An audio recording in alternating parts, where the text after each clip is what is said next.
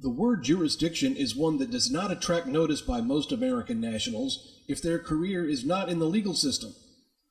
Most American nationals are aware of the city and county they live in as having jurisdictions over a specified geographical area. For example, if you reside in Tampa, Florida, then you can easily see that Tucson, Arizona is a separate and distinct jurisdiction. Each city and county has their own separate and distinct jurisdictions, and thus, the laws do not apply in any other city or county. On a larger scale, most American nationals readily realize that Florida is not Arizona, and vice versa. So even states of the Union have separate and distinct jurisdictions, and that the laws in one state may not be the same in another state of the Union. In each of these states, there are laws created by the state legislatures for application only within their separate and distinct jurisdictions. As to a legal definition for jurisdiction, you can refer to Black's Law Dictionary. There you will find jurisdiction to mean the power, right, or authority to interpret and apply the law within the limits of which authority may be exercised. Perhaps we have drummed this issue enough, or maybe we need to look just a bit further on the national level between the two jurisdictions that are often blended as if they are one and the same jurisdiction. There exists two jurisdictions at this level. The first is the constitutional republic. Then there is the territorial jurisdiction of the national government. Notice that the District of Columbia is not a state of the Union. This is easy for many to overlook. Part of the issue here is that both jurisdictions are called by the same name, the United States. It is very important at this point in our conversation to identify which United States is being referred to, and even more so regarding the application of the laws unique to each jurisdiction. Ayn Rand wrote in her 1963 book entitled Man's Rights, in part, "It cannot be repeated too often that the Constitution is a limitation on the government, not on private individuals, that it is not the charter for government power, but a charter of the citizens' protections against the government." She was an outspoken advocate of keeping the national government within the limitations of its jurisdiction at all times. Her expression was stated by, "To violate man's rights means to compel him to act against his own judgment or to expropriate his values. Basically, there is only one way to do it, by the use of physical force. There are two potential violators of man's rights, the criminals and the government. The great achievement of the United States was to draw a distinction between these two, by forbidding to the second the legalized version of the activities of the first. Where jurisdiction begins to make a significant impact is when one understands that the laws created by the U.S. Congress rarely apply within the jurisdiction of the constitutional republic. It is estimated that more than 85% of the acts of Congress only apply within the District of Columbia, the statutory United States. One can only determine the jurisdiction of an act of Congress with a legislative regulation that has been published in the Federal Register. If there is no such publication, then that regulation does not extend into the 50 states. With the existence of identical names for two separate and distinct entities, it becomes a real challenge for most American nationals to understand what laws are for what jurisdiction. This is especially true for the proper application of the federal income tax as expressed by the 16th Amendment. One must stay focused and not be distracted by the generic expression of the United States when one is considering the statutory laws published within the Internal Revenue Code. There is only one jurisdiction for the proper application of the 16th Amendment. The federal income tax is only applicable within the territorial jurisdiction of the District of Columbia. Keep in mind that the Constitution is not law within D.C. It has no legal basis for being applicable within the territorial jurisdiction of the United States. The 16th Amendment is not applicable as written within the constitutional republic, the United States, because the 16th Amendment omitted and excluded any reference to the rule of apportionment based on the census and enumeration. It is correctly stated that the target audience for the application of the federal income tax is toward those who are U.S. taxpayers, as established by the U.S. Congress. all U.S. taxpayers have a direct nexus with the territorial jurisdiction of the national government, i.e., the District of Columbia. Of course, this sounds obvious enough on the surface, but do you know specifically who U.S. taxpayers are? Have you considered jurisdiction as an identifier for those who are U.S. taxpayers? Most Americans do not take this into consideration, and it becomes a huge oversight. If you're an employer, you may have some employees who have challenged your understanding, and you've probably dismissed those challenges.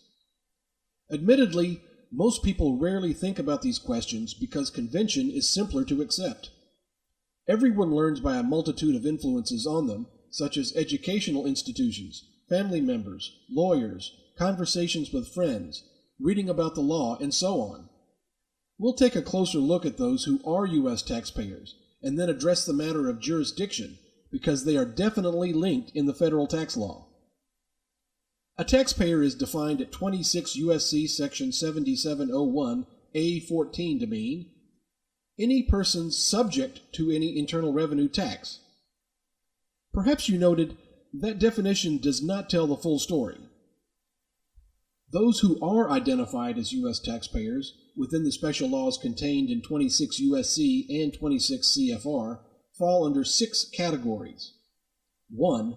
Those who elect to work for the national government in one of its public offices. They derive their income from that statutory trade or business. They receive income from the performance of the functions of that public office. This fact was established by the legislative intent of the 16th Amendment to the U.S. Constitution. This is an area that we will address in more detail as it pertains to understanding the jurisdiction for the application of the federal territorial income tax. 2. Those who are identified as a statutory U.S. person. Most of the identified statutory U.S. persons are legal fictions, such as domestic partnerships, domestic corporations, estates, and trusts within stated parameters.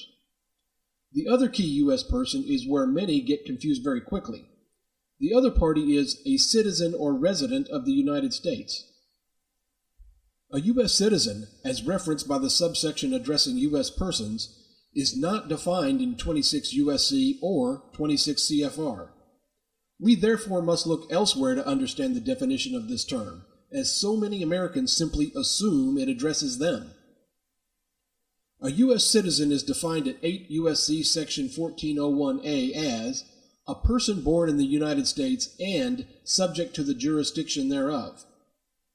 You must notice that there are 2 segments in this definition that have to be considered. First, the person must be born in the United States.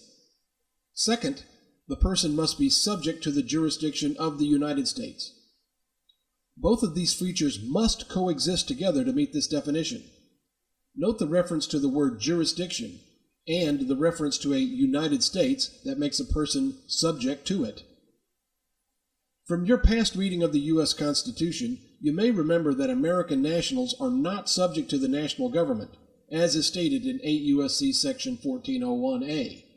If they were, then the Constitution could not exist as it is currently written. The Founding Fathers knew that for freedom to exist, the people must be superior to the national government and kept separate from it. Thus, American nationals are not subject to the jurisdiction of the statutory United States, the District of Columbia, unless they choose to work for it as a federal employee, officer, or elected official. Think about that statement for a minute. How can American nationals be subject to the jurisdiction of the statutory United States, the District of Columbia, by private sector employment within the constitutional republic, and yet not be subject to the national government when there is no connection to that government? Here we begin to see that there must be 2 different and distinct jurisdictions, one being the constitutional republic, comprising the 50 states, and 2, the other being the monarchical territory that includes D.C., and U.S. territories like Puerto Rico, Guam, and the U.S. Virgin Islands. As we have stated, both of these jurisdictions are called the United States, yet both have very different meanings in relation to laws that exist in each of the 2 jurisdictions. This is more readily understood when you think about the requirement placed upon the agencies or bureaus of the national government to publish laws created by the U.S. Congress within the Federal Register in the form of an implementing regulation before they apply to the states of the Union. The vast majority of the acts of Congress do not extend beyond the territorial jurisdiction of the District of Columbia, as those acts are not published in the Federal Register and evidenced by volume, date, and page number within the Federal Register.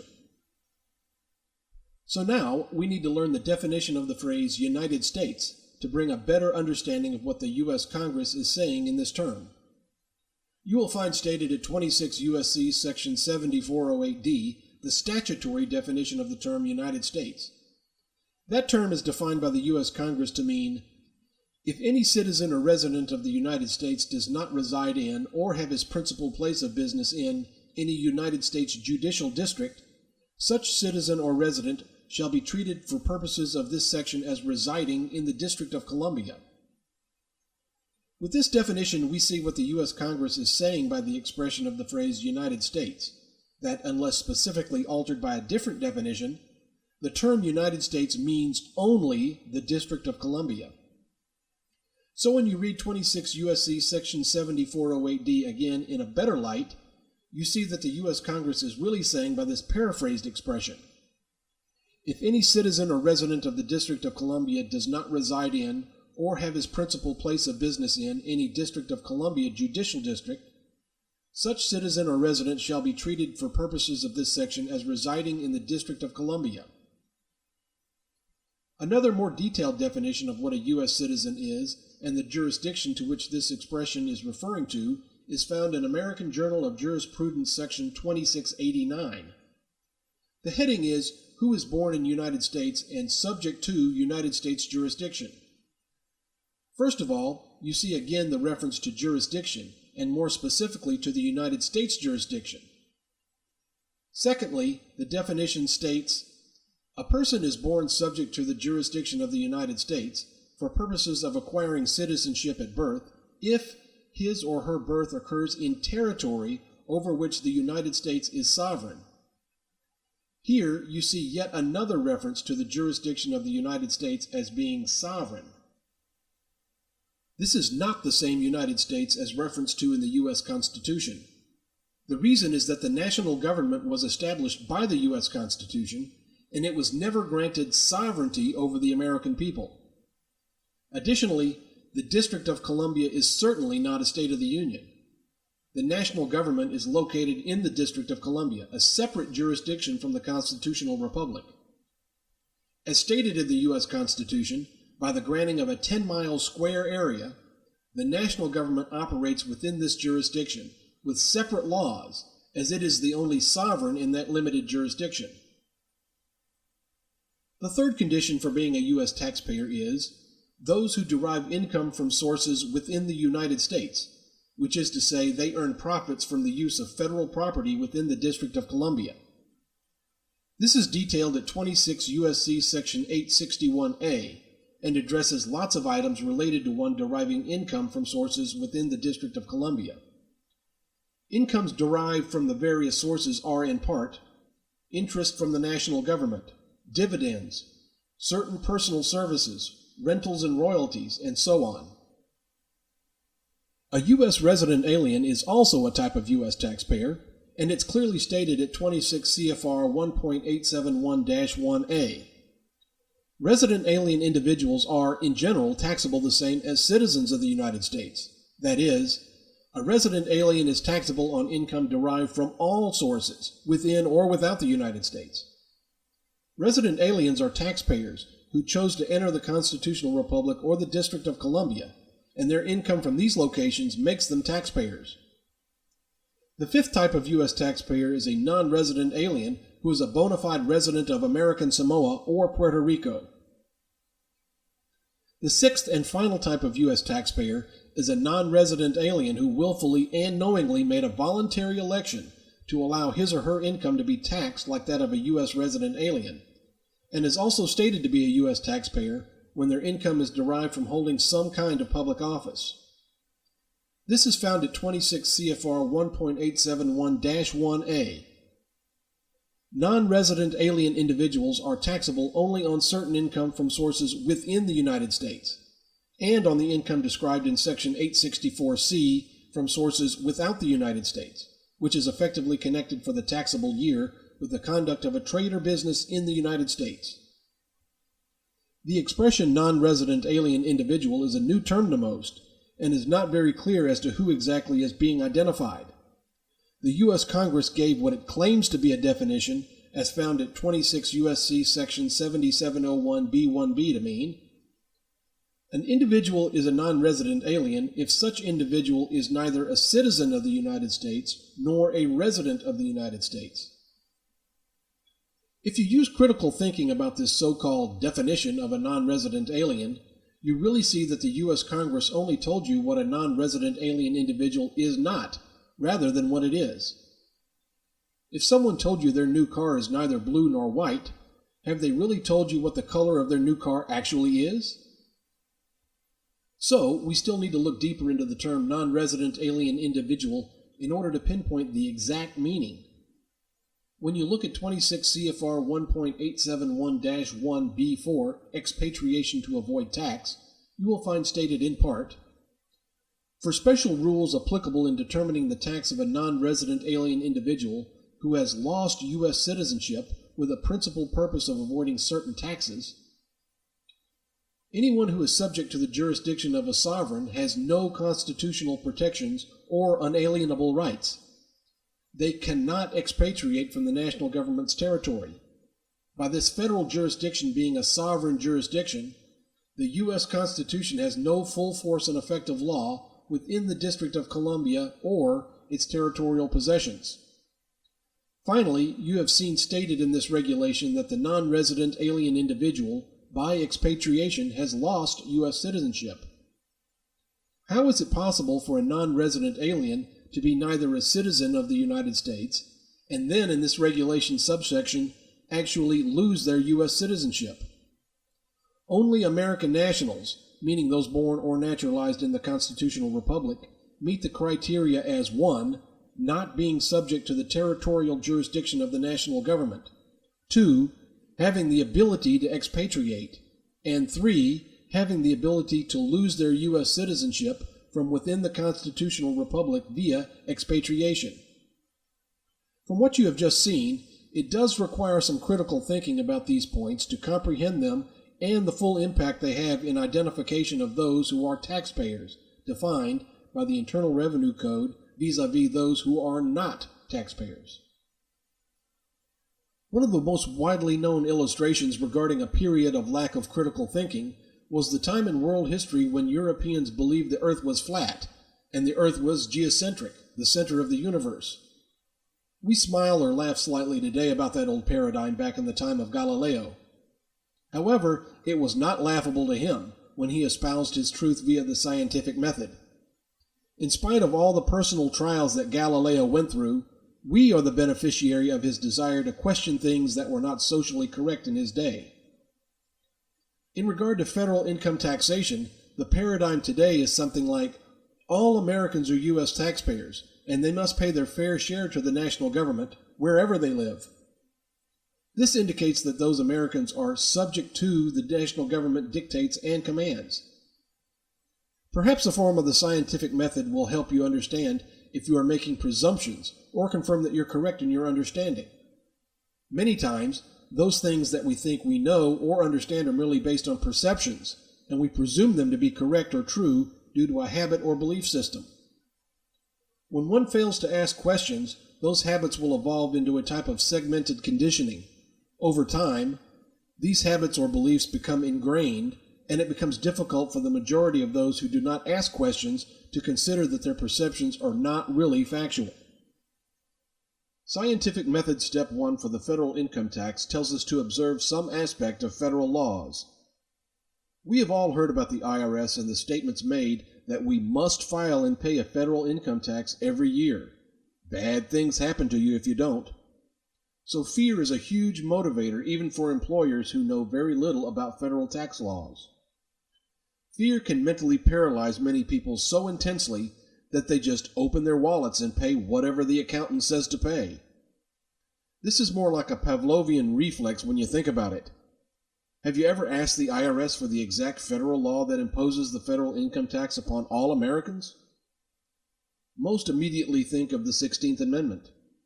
Here's what the 16th Amendment actually states. The Congress shall have power to lay and collect taxes on incomes, from whatever source derived, without apportionment among the several states, and without regard to any census or enumeration. One aspect of the 16th Amendment is the lack of understanding about the section that states, without apportionment among the several states, and without regard to any census or enumeration. The ratification of the 16th Amendment was the direct consequence of the U.S. Supreme Court decision from the Pollock case. When you read the history and purpose of the 16th Amendment, published by the Government Printing Office, you will see the reference to the 1895 United States Supreme Court case Pollock v. Farmers Loan and Trust on the Income Tax Act of 1894. The Supreme Court held that a federal income tax without regard to the rule of apportionment is unconstitutional. This court stated in part, a tax on incomes derived from property was a direct tax, which Congress, under the terms of Article 1, Section 2, and Section 9 of the U.S. Constitution, could impose only by rule of apportionment according to population. This section of federal income tax law shows that in order for the national government to levy such a tax upon Americans in the states of the Union, it could only occur with the use of the rule of apportionment, census, and enumeration. The way the 16th Amendment was worded shows the national government ignored the Supreme Court statement about the rule of apportionment. Have you ever asked, how could the national government ignore this decision by the Supreme Court? The answer lies with jurisdiction. Perhaps we would all do better by taking a little extra effort in looking deeper into this field of endeavor based on man-made laws that we are confronted with as Americans every year. Do you really know if your understanding of the federal income tax is factual or a general presumption based on a well-entrenched habit, belief system, or mind conditioning from propaganda? Scientific method step 2 for the federal income tax tells us to describe a tentative position or hypothesis with what you observed. Are you familiar with the concept that in the United States of America there are both those who are U.S. taxpayers and legal non-taxpayers? Pay special attention if you are a private sector employer. By non-taxpayers, we are saying those who never had any duty or legal obligation to file or pay a federal income tax. Does that have a ring similar to the earth is not flat? A new paradigm has just been presented, and it might be a surprise to many of the viewers at this time. You will find in our resource center at our website, Weiss+Paris.com, the federal appellate case, Economy, Plumbing, and Heating versus the United States. There is a very clear expression that there are indeed two separate groups that have not been made obvious as perhaps the national government should have made obvious early on. Here's the pertinent quote from this federal court. Revenue laws relate to taxpayers and not to non-taxpayers. The latter are without their scope. No procedure is prescribed for non-taxpayers, and no attempt is made to annul any of their rights and remedies in due course of law. To paraphrase for easier understanding, it can be stated something like, revenue laws used by the IRS relate to federal taxpayers and not to those who are lawful non-taxpayers. The non-taxpayers are outside the scope or jurisdiction for the application of the special laws found within the Internal Revenue Code. No IRS tax claims can be made against those who are lawful non-taxpayers, as the federal tax laws apply only toward those who are U.S. taxpayers, and no attempt can be made or claimed by the IRS in an effort to annul the unalienable rights of Americans who are non-taxpayers, or remedies to stop the IRS from making claims against non-taxpayers in due course of law. Are you a little surprised about the existence of two separate and distinct groups of Americans? Does this fact start the questioning process in your mind? In the legislative intent of the 16th Amendment, former President of the United States William H. Taft wrote his request to the U.S. Congress back in 1909 to create legislation in the form of a new amendment to the U.S. Constitution. This document is published in the Congressional Record of the United States Senate on pages 3344 and 3345. President Taft stated, quote, "The decision of the Supreme Court in the income tax cases deprived the national government of a power which, by reason of previous decisions of the court, it was generally supposed the government had." President Taft stated to the U.S. Congress, after admitting that the national government was deprived of any power to impose the federal income tax upon Americans in the states of the Union, his request which stated, quote, "I therefore recommend to the Congress that both houses, by a 2/3 vote, shall propose an amendment to the Constitution, conferring the power to levy an income tax upon the national government, without apportionment, among the states in proportion to population." Thus, you see that the national government was 1. Deprived of any power to impose a federal income tax upon Americans working in the private sector within the states of the Union, and 2.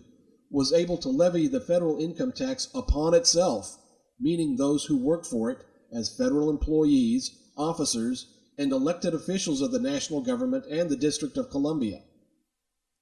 Most importantly, you see that Taft also stated that in the case of Pollock versus Farmers Loan and Trust Company was held by the Supreme Court to be a direct tax, and therefore not within the power of the federal government to impose unless apportioned among the several states according to population. Following the reading of the 16th Amendment, you see clearly that the national government purposely omitted any reference to the rule of apportionment. Therefore, the only jurisdiction in which this amendment is applicable is that of the national government's territorial jurisdiction. Do you still think that Americans who don't pay the federal income tax are all tax cheats, tax protesters, tax evaders, and so on? Hopefully, your new awareness of the impact of jurisdiction, the rule of apportionment requirement upon the national government, the purposeful avoidance of that constitutional requirement, and the fact that the national government is still deprived of any attempt to impose the federal income tax upon American nationals living in the constitutional republic and working in the private sector. This will allow a paradigm shift to now take place in your critical thinking about this information. All American nationals are not tax cheats, tax protesters, tax evaders, etc., when in fact the federal income tax was never within the power of the national government to impose in the first place as it was written. There are those who are lawful U.S. taxpayers, and these are the proper parties to be levied with that burden. As you can now ascertain, such income tax laws are not applicable toward those American nationals referred to by the U.S. Congress as non-resident alien individuals who are not identified as U.S. taxpayers. A taxpayer is defined in the IRC at subsection 7701A14 to mean any person subject to any internal revenue tax. So, U.S. taxpayers are indeed subject to any internal revenue tax. Here is a simplified list of U.S. taxpayers declared in the Internal Revenue Code. 1. Those who work for the national government. 2. U.S. resident aliens. 3. U.S. persons to include statutory U.S. citizens. 4. Those who derive income from sources within the District of Columbia. 5. American nationals who chose to live in American Samoa or Puerto Rico. And 6. American nationals who have willfully and knowingly chosen to permit the national government to tax their earnings as if they were U.S. resident aliens. Do any of these types of U.S. taxpayers describe you? For those who are private sector employers, does this describe those who work for you? If not, then how can you be one subject to the jurisdiction of the national government and be made liable for the federal income tax? Mark Twain had a great way of expressing his thoughts. One in particular was this statement: "It is not what you don't know that gets you in trouble. It is what you know for sure that just is not so." Scientific method step 3 for the federal income tax tells us to use the hypothesis to make predictions. As you have seen in the 16th Amendment, the authority to levy or impose the federal income tax can only be upon those who are properly identified as U.S. taxpayers. The only jurisdiction for the application of the 16th Amendment tax is the District of Columbia. American nationals, as we have defined this non-statutory term, are not subject to the limited territorial jurisdiction of the national government located in D.C. Here's what former President William H. Taft stated in his legislative intent of the 16th Amendment to the U.S. Congress. This document is the foundation behind the 16th Amendment and the jurisdiction to which it can only be applicable due to the avoidance of the rule of apportionment.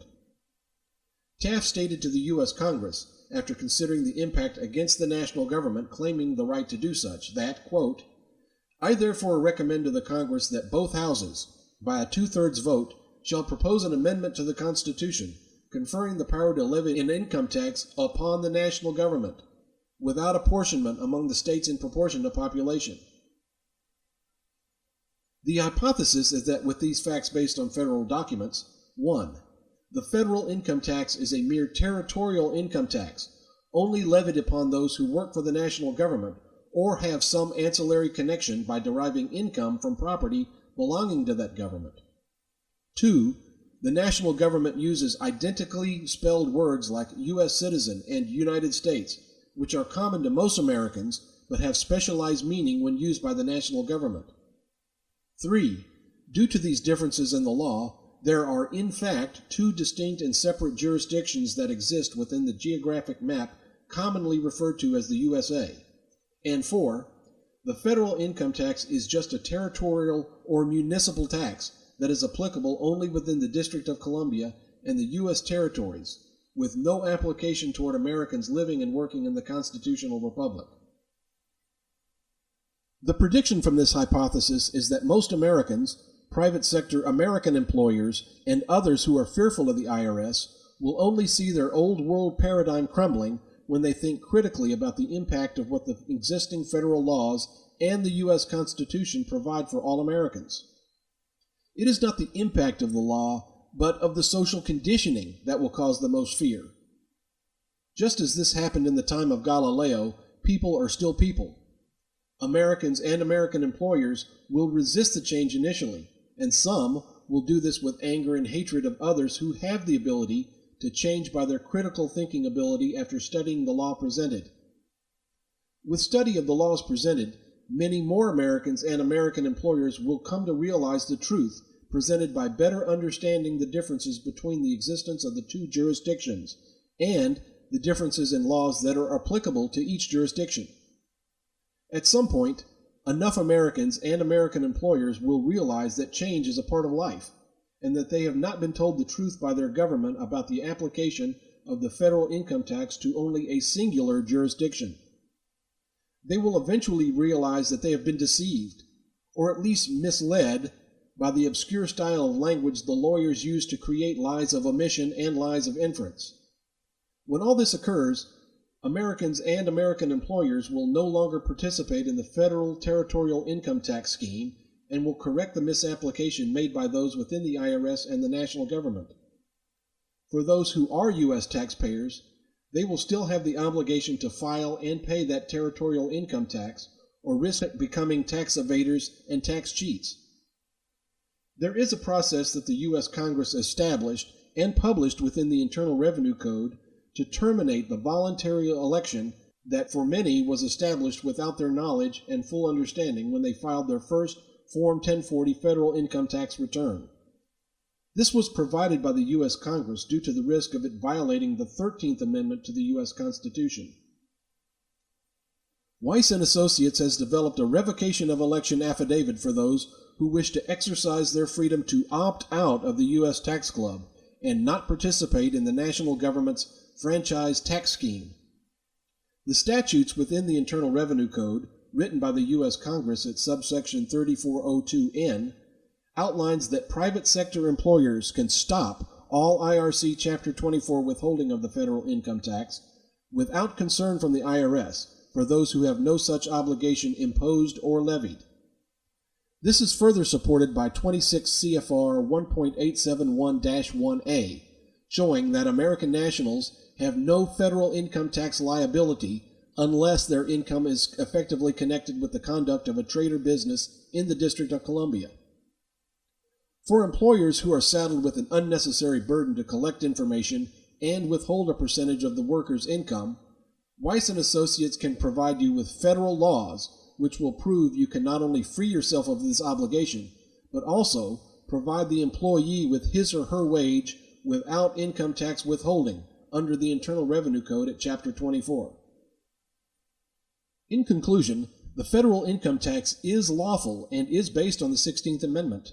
However, when one understands the limitations placed against the national government via the Constitution by jurisdiction, the federal income tax is not lawfully imposed within the constitutional republic, nor toward those American nationals who work in the private sector. We know this as fact due to the omission or disregard of the requirement for the rule of apportionment being a constitutional requirement upon the national government as stated in Article 1, Section 2, and Section 9 of the U.S. Constitution. Please visit www.weissparis.com to continue your education about the federal tax laws and the importance of jurisdiction for those laws being applicable or not.